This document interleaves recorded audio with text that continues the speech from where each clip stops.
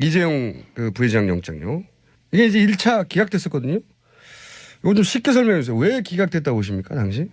뭐 저도 뭐 언론 보도를 통해서 아는 것밖에 없습니다만은 제 입장에서 보면 크게 보면 세 가지였던 것 같습니다. 기각 사유가. 첫째는 뇌물죄나 제3자 뇌물공여죄에 대한 얘기인데 도대체 뭐에 대한 대가성이냐 또 부정한 청탁을 한 적이 있느냐 뭐 이런 것들에 대한 구체적 증거를 좀 더 보완해라. 증거를 더 가져와라. 뭐 그게 하나가 있고요. 그다음에 또 하나는 이 사건 진행 과정에서 뭐 대통령과의 독대 문제라든가 또 미르재단 또 정유라에 대한 삼성 지원 문제가 삼성 합병 이후의 일 아니냐. 그럼 삼성 합병과는 관련이 없을 수도 있는 거 아니냐라는 의구심. 뭐 두 번째는 그런 게 있었던 것 같고요. 그다음에 세 번째는 조사와 관련된 문제인데 대개 뇌물수수죄의 경우에 있어서는 뇌물공여자와 뇌물수수자를 동시에 처리를 합니다. 그런데 이 사건의 경우에 있어서는 대통령께서 검찰에서 조사를 거부했고 또 지금도 뭐 밀고 당기고 진행 중인 걸로 알고 있습니다만 안 하실 것 같아요. 아직까지 특검에서도 조사에 응하지 않고 계시지 않습니까? 그래서 법원 입장에서는 이런 부분 즉 뇌물수수 혐의를 받고 있는 대통령에 대한 조사가 아직 이루어지지 않지 않았느냐라는 지적. 이게 특검 세 가지였던 것 같습니다. 특검 책임은 아니잖아요. 물론이죠. 물론이죠. 특검은 최선을 다하고 있다고 봅니다. 그러면 요거는 이제 법원에서 기각한 이유를 이제 추정하신 건데 이렇게 기각하는 게 맞습니까? 어떻게 보세요? 평생 검찰 하신 분으로서. 물론 뭐 법원의 판단에 대해서 제가 가타부타 언급을 하는 것은 뭐 적절치 않습니다. 하실 거면서. 그러나 제 경험에 비추어서 하실 거죠? 비추어서 가타부타. 간단한 제 생각을 말씀드리겠습니다. 자, 가타부타 시작됩니다. 권력과 재벌이 유착된 이런 대형 사건들의 경우에는 통상적으로 장기간에 걸친 치밀한 계획 아래 합법의 가면을 쓰고서 공조직 등의 다양한 채널을 동원해서 입체적으로 이루어지게 됩니다. 이것은 경험상 그렇습니다. 또 더 나아가서 사후에 말하자면 어떤 뇌물수건이 있었는데 사후에 문제가 생겼을 경우에도 그 과정에서 벌어진 개별적인 행위들은 전부 합법적이고 공적이고 하는 그런 탈을 쓰게 됩니다. 그러면서 그 개별적인 하나하나의 행위들에 대해서는 합법적이었다 공적이었다라고 말하자면 카모플라지를 한다 이런 얘기입니다. 카모플라지. 그런 식으로 그 시스템을 만들어 놓는다 이겁니다. 미리 만들어 놓는다는 얘기입니다. 그러니까 이게 이런 재벌 정도가 우리나라의 최고급 자원들을 총동원해 쓸 수 있는 재벌. 물론이죠. 이런 재벌들이 일으키는 사건 같은 경우에는 개별적 하나하나 사건들은 나중에 문제가 되면 이게 합법이었다라고 말할 핑계를 미리미리 준비해내서 그렇게 짜고 시작한다는 거죠. 다 외형적인 명분을 만들어 놓고 시작을 합니다. 그렇겠죠. 그렇기 때문에 그런 사건을 일상적으로 우리 주변에서 일어나는 소소한 어떤 그런 단순 뇌물 사건의 관점에서 바라다 보게 되면 그 실체에 부합되는 제대로 된 법적 평가나 처벌이 결코 가능하지 않습니다. 불가능합니다. 그러니까 뭐 동네 그 공무원들하고 동네에서 공무원들과 뭐 돈 몇 푼 주고받았든가 이런 사건들처럼 취급하면 안 된다는 거죠, 이거는. 예를 들면 뭐 음주운전 봐줄 테니까 100만 원 줄게. 이런 사건하고 완전히 다르다는 얘기입니다. 완전히 다르다. 그럼 어떻게 해야 되느냐. 이런 복잡다단한 대형 사건들의 경우에는 가장 문제가 되는 것이 결국 대가성과 청탁 유무에 대한 판단인데 그런 것을 판단할 때 1년의 과정, 장기간에 걸쳐 이루어지죠. 1년의 과정 전체를 한 덩어리로 바라보는 포괄적인 관점에서 그 판단이 이루어져야 한다 이런 얘기입니다. 뭐 그래야 비로소 그 실체에 근접한 판단이 가능하게 되고 그렇기 때문에 바로 도입된 것이 포괄적 뇌물수수죄 법리고 포괄적. 뭐 여러 차례에 걸쳐서 우리 대법원에서도 판례로 확립된 입장이기도 합니다. 그러니까 이런 재벌 사건 같은 경우에는 개별 행위는 이미 공무원들이 동원되거나 뭐 하면서 합법적인 틀을 쓰고 있기 때문에 개별 따지면 소용이 없고 전체적으로 볼 때 뭐 지난 2, 3년간 진행된 전체적인 과정을 볼 때 포괄적으로 이것은 뇌물수수로 봐야 하고 그래야 밝혀지는 거기 때문에 대법원도 이미 그렇게 정리해 둔 거라는 거죠. 네, 그걸 뭐 제가 예를 조금 돋겨서 말씀드린다면 네. 우주를 바라다 보는데 예. 뭐 무수한 항성들 있지 않습니까? 예. 우주를 바라다 보는데 그 우주를 제대로 보려면 예. 그래서 우주 전체 실체를 그나마 제대로 알으려면 망원경으로 전체를 바라다 봐야 될 거 아닙니까? 그렇죠. 망원경으로. 예. 그런데 거기에다가 돋보기를 갖다 들이대고서 개별적인 장면 하나하나를 따지기 시작하면 우주 전체의 실체라는 것은 접근할 수도 없고 온데간데 없고 오로지 봤더니 저건 달이고 봤더니 저거는 뭐 지구고 이런 식의 어떤 그 자잘한 실체와는 거리가 동떨어진 법적 논쟁만 남게 된다 이런 말입니다. 한마디로 말씀을 드리면 우리가 하늘에 있는 달을 보더라도 돋보기를 들이대고 달을 보려면 그 달이 제대로 보이겠습니까? 망원경으로 봐야지. 이제 그런 의미입니다. 비유 좋은데요. 네. 박수. 그러니까 법원이 논쟁이라고 삼는 부분들이 이 재벌 연관 사건의 기준에 보자면 이런 식으로 하면 안 된다. 이 전체 큰 틀을 봐야 되는데 이런 문제 지적을 하신 거고 아주 설득력 있습니다. 이런 얘기를 역시 검찰총장이 돼야 할 수 있는 건가요? 제가 듣고 싶었던 답변이에요. 이게 그래서 문제다. 그러면 지금 영장을 어쨌든 재청구합니다. 하는 것 같아요. 오늘 내일 그런 분위기예요. 하겠죠. 근데 이번에도 기각되면 어떡하죠? 글쎄요. 그 법원 입장에 대해서는 뭐 미리 예단할 수는 없다고 생각을 합니다. 그러나 제 수사 경험으로 보면 재벌 사건의 경우에는 사건을 파면 팔수록 관련 증거들이 눈덩이처럼 불어나는 게 일반적입니다. 워낙 광범위하게 그렇습니다. 했기 때문에 연루된 게 많고 또 장기간에 걸쳐서 진행이 됐고 연루된 기관도 많고 사람들도 많기 때문에 그런 부분들이 시간이 가서 파면 팔수록 다 튀어나온다는 얘기입니다. 일부지만. 네. 그 예를 들면 이번 사건의 경우에도 언론 보도를 보면 안정범 수석의 그 최근 수첩이 39건이 추가로 압수됐다는 거 아니겠습니까? 제가 이걸 종범 실록이라고 부르고 있거든요. 그래요. 약간 비웃을 수 있는 느낌인데요. 말을 잘 만들어내시는 것 같아서. 총장님 여기서 박장대소해 주셔야 되는데 어허허 이렇게 하시면 종범 실록. 예. 또 최근에 금감이나 또 공정위에 대한 압수수색도 있었던 걸로 알고 있는데 아마 그런 과정에서 많은 물적 증거를 추가로 확보를 했을 겁니다. 또 더 나아가서 관련자들을 뭐 누굴 조사했는지 모르겠습니다만 많은 사람들을 추가로 조사했을 것이고 그래서 만약에 이번에 특검이 이정부 회장에 대한 영장을 재청구한다면 관련 소명 자료에 대해서 충분히 보완이 더 돼서 소명에 자신 있지 않느냐 뭐 그런 걸 의미한다고 봅니다. 근데 기각되면요? 글쎄요. 예. 여기서 김 빠지게 글쎄요가. 아니 그러니까 이럴 경우에는 예를 들어서 재벌의 영향력, 법원의 독립성 이런 걸 의심해 봐야 된다. 이렇게 대답해 주셔야 되는 거 아닙니까? 글쎄요.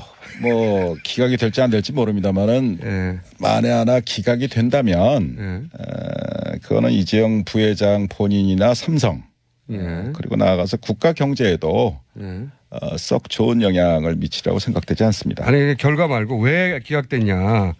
이게 잘리신 마당에 백수신데 이거는 그냥 논평해 주시죠. 만약에 기각됐다. 그럼 뭐라고 봐야 되느냐. 어떻게 생각하는 거를 다 말씀을 드리겠습니까? 그러면 아까 한번 이야기 나왔듯이 연장이 안 되면 플러스 특검 연장이 안 되면 플러스 영장이 기각되면 이것도 그때 나오셨을 때 이렇다면 바로 이런 것이다라고 인터뷰를 한 번 더 해 주십시오. 하시는 거 봐서 생각해 보겠습니다. 너무 깐깐하시네. 나오신다고 하시지. 자, 저는 약속 받은 걸로 하겠습니다. 자, 그러면은 해석은 자유십니다. 아마 나오시게 될 겁니다. 마침 또 에버랜드 수사를 하신 적이 있잖아요. 그때 그 구속 기소도 하신 걸로 기억하는데 에버랜드 사건과 지금 이번 삼성 사건과는 같은 거 아닙니까? 결국은? 그 당시에 제가 2003년도에 서울지검 특수 2부장을 할 때 에버랜드 사건을 공소시효 임박해서 처리한 적이 있습니다. 예. 물론 그 당시에도 여러 가지 많은 안팎의 어려움이 있었기 때문에 구속 못했습니다. 구속 못하셨어요? 구속 못했고 당시에 에버랜드 사장하고 경영지원본 실장인가 그 임원하고 그 두 분만 공소시효 문제 때문에 공소시효 문제 때문에 일단 분리 기소를 해서 이건희 등 나머지 주요 공범들에 대한 공소시효를 정지한 적이 있습니다. 그만큼 어렵구나. 상당히 어려운 겁니다. 삼성은 워낙 재벌 상대 수사라는 것이. 근데 뭐 오래된 일이지만 거기에 대해서 한번 제가 이번 삼성물산과 제일모직 합병권 관련한 사건과 차이점, 에버랜드 사건의 차이점에 대해서 한번 좀 저 혼자 생각을 좀 해봤습니다. 본질적인 차이가 있습니다. 두 사건에는. 그래요? 네. 어떻게 있습니까? 물론 삼성그룹의 지배권을 승계시키거나 강화한다는 측면, 또 그로 인해서 경제적인 이득을 봤다는 면, 뭐 그런 것은 공통점이 있습니다. 그렇죠. 그래서 같아 보이는데. 그러나 에버랜드 사건의 경우는 우선 삼성 계열사, 그러니까 삼성그룹 내부죠. 삼성 계열사와 그 투자자들만 손해를 본 사건입니다. 그렇죠. 일반 국민이 아니고. 그렇죠. 삼성 계열사와 그 투자자들, 즉 에버랜드의 주주들입니다. 이 사람들이. 그러니까 삼성 계열사가. 그럼 삼성 계열사가 손해를 보면서 본 사건인데 삼성 계열사가 손해를 보니까 삼성 계열사에 투자한 투자자들도 손해를 보게 된다는 거죠. 그렇죠. 그런 의미에서 삼성 계열사와 그 투자자들만 손해를 봤죠. 범위가 그 정도인데 손해 범위가. 그다음에 그 일련의 과정에서 보면 삼성그룹 내부의 문제였기 때문에 삼성 내부 임원들만이 여기에 가담을 했습니다. 또 동원이 됐고. 직접 가담한 사람들. 그렇죠. 근데 에버랜드 사건은 그렇다 이겁니다. 그런데 이번 사건의 경우를 보면 이 2,100만 명 말이 그렇지 이게 천문학적인 인원 아닙니까? 국민의 반인데 2,100만 명이 넘는 국민연금 가입자 전체가 잠재적인 손해자가 됐단 말입니다. 손해를 봤단 말입니다. 맞죠. 예. 그다음에 그 수법을 보더라도 단순히 그 삼성그룹 내부의 문제로 해치운 게 아니라 뇌물 공여까지 해가면서 국가기관을 총동원했다 이겁니다. 그게 본질적인 차이가 있어요. 예리한 분석입니다. 이거. 그러니까 손해의 범위 또 수법 면에서 두 사건은 굉장한 차이가 있다. 즉 한마디로 손해의 범위는 굉장히 국민 대다수로 광범위해졌고 또 수법 또한 매우 대담해졌다 이겁니다. 그래서 제가 이전에 에버랜드 사건을 수사했던 경험과 이번에 언론 보도를 통해서 쭉 느껴지는 것은 재벌들을 처벌해야 할 때 제대로 처벌하지 않으면 시간이 갈수록 그 폐해는 그 손해는 더욱 커지고 또 그 수법 또한 아주 악질적으로 진화한다 이러는 겁니다. 방법이 굉장히 진화한다 이거예요. 법보다도 더 앞서갑니다. 굉장히 예리한 이런 얘기를 들어본 적이 없어요. 검찰총장이 괜히 되신 게 아니네요. 6개월밖에 안 했지만. 완전 설득되고 있습니다. 그렇죠.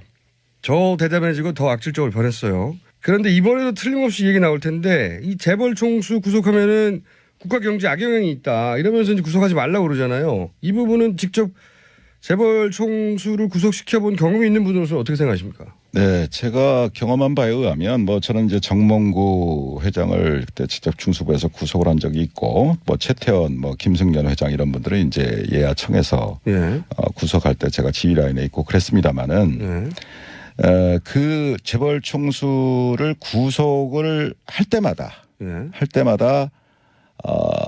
전 일간지에 전면 광고가 나갑니다. 맞아요. 국가경제.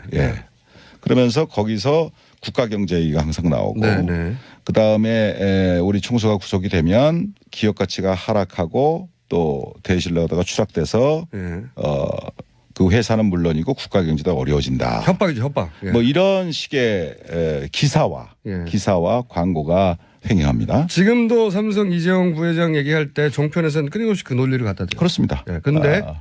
그런데 지난 경험입니다마는 정몽구, 최태원, 김순년 등 그 재벌 총수가 구속된 이후에 뭐 현대자동차든 SK든 하나그룹이든 기업 가치가 하락하거나 또는 대외 신인도가 추락해서 국가 경제가 더 어려워졌었습니까? 그렇다고 아니죠. 생각하세요? 아니죠. 아닙니다. 그렇죠. 예. 아, 이거는 실제 사례를 들어서 반박하면 되는군요. 아하. 그러면 삼성 부회장이 이재용 부회장이 구속됐다. 그러면은 어떤 영향이 있을까요? 국경제에? 예, 아까 말씀드린 거와 관련해서 결과적으로는 오히려 해당 기업의 투명성이나 신뢰도를 높이는데 기여했다고 보는 쪽이 일반적인 시각이라고 생각합니다. 좀 더 구체적으로 말씀해 주세요. 그래서 만약에 이번 삼성 부회장 건에 대해서도 제대로 원칙대로 수사가 돼서 처리가 이루어진다면 여러 가지 전 좋은 순기능도 있다고 생각을 합니다. 예, 구체적으로. 우선 그 이재용 부회장 혼자만의 생각으로 지금 이번 일이 벌어졌겠습니까? 그럴 리가 없죠. 그럴 리가 없죠. 무수한 법률가들 또 많은 전문가들이 오랜 연구와 기획 또 경우에 따라서는 조직적인 로비들이 있었기 때문에 가능한 거 아니겠습니까? 당연히 그렇겠죠. 지금 사건을 드러나는 거 봐도 온갖 사장단들이 왔다 갔다 하고 그랬잖아요, 독일에. 그럼요. 그런데 예를 들면 이재용 부회장이 원칙대로 구속이 된다면 삼성 내부에서도 다시는 이런 식의 발상이나 시도는 엄두도 못 내는 상황이 될 거다 이런 얘기입니다. 그래서 뭐 그렇게 해도 된다고 조언했던 사람들은 다 잘려 나갈 것이고 오히려 삼성 경영진 내부에서는 앞으로 총수를 보호하기 위해서라도 좀 더 합법적이고 윤리적인 방향으로 나가야 되겠다라고 하지 않겠냐 이런 얘기입니다. 그랬을 때 결과적으로는 삼성이라는 그 글로벌 기업 입장에서 보면 결국은 삼성이 좀 더 투명해지고 합법적인 기업이 되고 또 신뢰를 받는 기업으로 더 새로 태어나는 그런 계기가 되지 않겠냐. 삼성을 위해서 더 좋다. 네, 그렇습니다. 아, 이거 종편 얘기 나오면 이거 틀어줘야 되겠다 이거. 완전 설득력 있습니다. 그리고요. 그다음에 그 우리나라에서 삼성이라는 그 위치가 있지 않습니까? 있죠. 1등. 그럼 어떻게 보면 재벌 전체를 선도하고 뭐 그런 부분도 있지 않습니까? 제일 기업이기 때문에. 그랬을 때 다른 삼성 이외의 다른 재벌들도 이 삼성그룹의 사건이 어떻게 처리가 되느냐 그런 부분을 굉장히 예의주시하게 되어 있습니다. 그렇죠. 삼성이 안 되면 우리도 뭐 안 되겠네. 이렇게 그렇죠. 그렇죠. 제가 말씀드릴 걸 먼저 말씀하시네.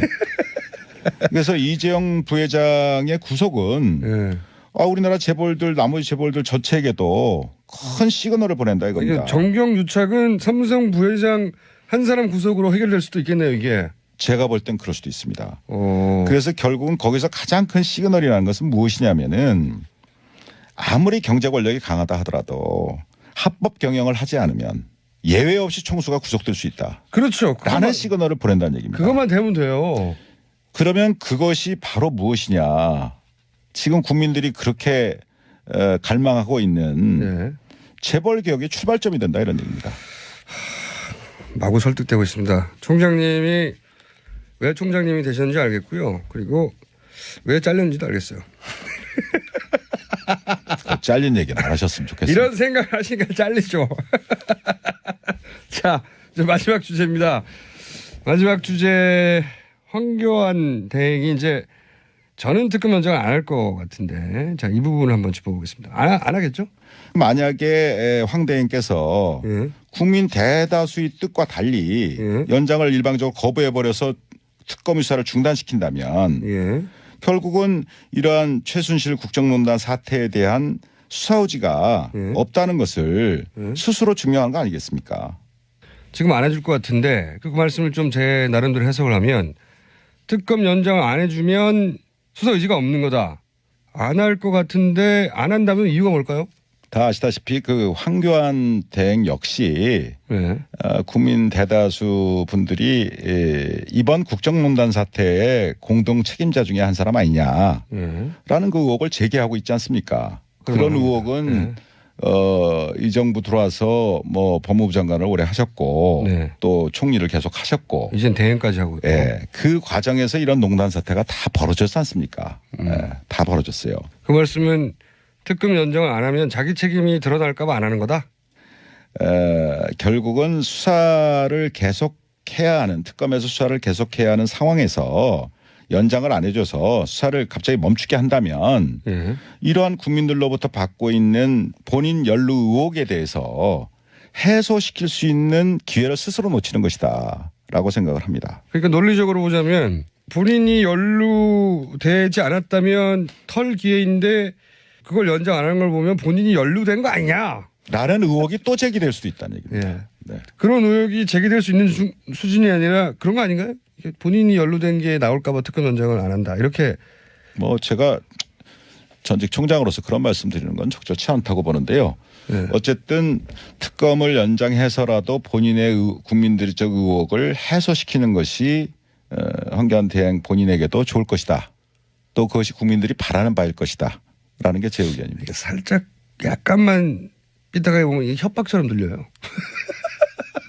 하는 게 좋을 것이다. 자, 그러면은 아까 이야기에 이어서 오늘 이 자리에서는 답변 안 하실 것 같으니까 아까 이어서 특검 연장도 안 되고 영장도 기각되고 그리고 황교안 대행이 이제 연장 안 한다는 결론을 내리는 이런 사태가 아마 이달 말이면 판결이 날 텐데 그때 되면 다시 나와서 굉장히 강력하게 말씀해 주실 거죠? 근데 어떻게 매번 저보고 다시 나오라고 이렇게. 아니 오늘 다 얘기 안 하시니까. 근데 다음에 나오시면은 이제 명단 쫙 들고 와가지고 이름 막 부르고 막 그러실 거죠? 그런 일이 있겠습니까?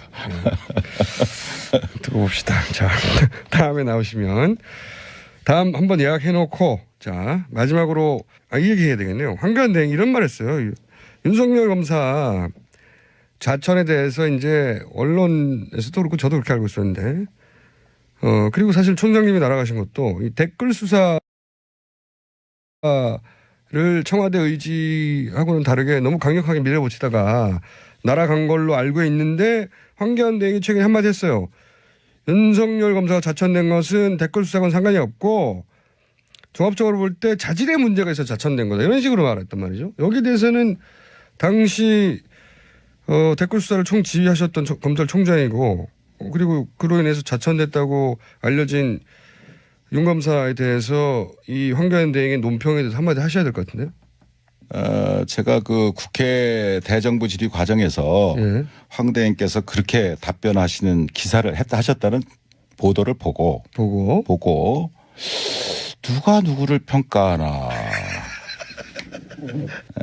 이 윤석열 검사는 제가 뭐 오래 전부터 뭐 같이 근무도 하고 데려두고도 일하고 뭐 지휘도 하고 또 마지막으로 제가 이제 국정원 댓글 사건 수사팀장으로 임명도 하고 그래서 수사하다가 저는 이제 일신상에서 먼저 나가고 그랬습니다만은 본인 그런 오랜 오래 겪어본 그 선배 입장에서 생각을 한다면 뭐 제 나름대로 평가를 하고 싶은 생각도 듭니다. 뭐라고 평가하시겠습니까? 우선 황교안 대행은 자질이 문제가 있어 신뢰가 없어 자천됐다는 거거든요. 한마디로 요약하면. 전 뭐 거기에 대해서는 아까 그 말로 답변을 대신하고요. 누가를 평가하냐? 제 생각으로는 이 윤석열 검사는 지금 뭐 특검팀에서 열심히 뭐 쥐야창창 수사를 하고 있는 것 같은데 아주 치밀하고 해박한 법률 전문가입니다. 법률 이론가예요. 기본적으로. 그다음에 어떤 법과 원칙에 어긋나는 것 거기에 대해서는 단호히 거부합니다. 저한테도 많이 거부했어요.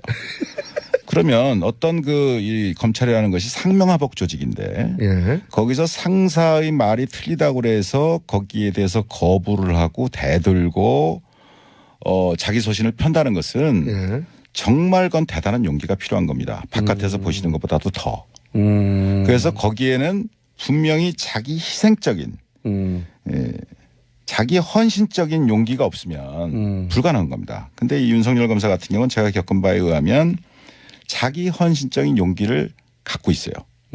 갖고 있는 친구다 이거예요. 그다음에 또 아주 다이내믹합니다. 신중하면서도 다이내믹해서 말하자면 예리한 칼잡이다. 그래서 한마디로 제가 말씀드린다면 문무를 겸비한 훌륭한 검사다. 문무를 겸비한. 문무를 겸비한 훌륭한 검사다. 뭐 그런 표현을 하고 싶습니다. 자, 무슨 말씀인지 잘 알았고요. 자, 마지막으로 어렵게 스튜디오 직접 나오셨는데 혹시 다음 출연까지는 아직 뭐 한 3주 정도 남았기 때문에 남기고 하실 말씀, 뭐 국민들이 하고 싶은 말씀이나 검찰에게 하고 싶은 이야기. 예, 제가 뭐 간단한 심정을 말씀드리겠습니다.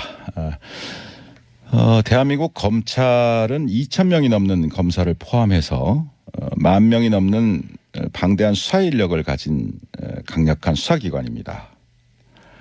다시 말해서 평소 수사 역량이 지금 현재 특검의 100배가 넘습니다. 수사 역량 면에서 100분의 1도 안 되는 20명의 특검 검사들이 불과 몇 달이란 짧은 단기간에 이전 검찰의 수사보다는 비교할 수 없을 정도의 성과를 내고 있지 않습니까? 그래서 그러한 그 상황을 바라다 보면서 참 현재의 이 검찰 후배들은 상당히 마음속이 부끄럽고 또 참담한 그런 심정이라고 믿습니다. 저 또한 그런 심정입니다.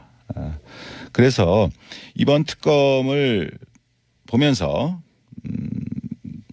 권력의 개가 되어서 권력의 입맛에 맞게 수사하는 것과 국민의 검찰로 법과 원칙대로 수사하는 것의 이 극명한 차이를 그리고 검찰이 이 지경이 되도록 만든 정치 검사들의 말로를 우리 정의로운 젊은 검사들이 꼭 마음에 새기고 잊지 말기를 바랍니다. 자기 손에 쥐어진 칼로 자신의 팔다리를 베어서라도 국민의 검찰로 다시 태어나기를 바랄 뿐입니다. 마음에 와닿는 마지막 말씀이었습니다. 오늘 여기까지 하고요. 그럼 3주 후에 다시 나오는 걸로 하고 생각해보고 여기까지 하겠습니다. 지금까지 어렵게 모신 최동욱 전 검찰총장이었습니다. 감사합니다. 감사합니다.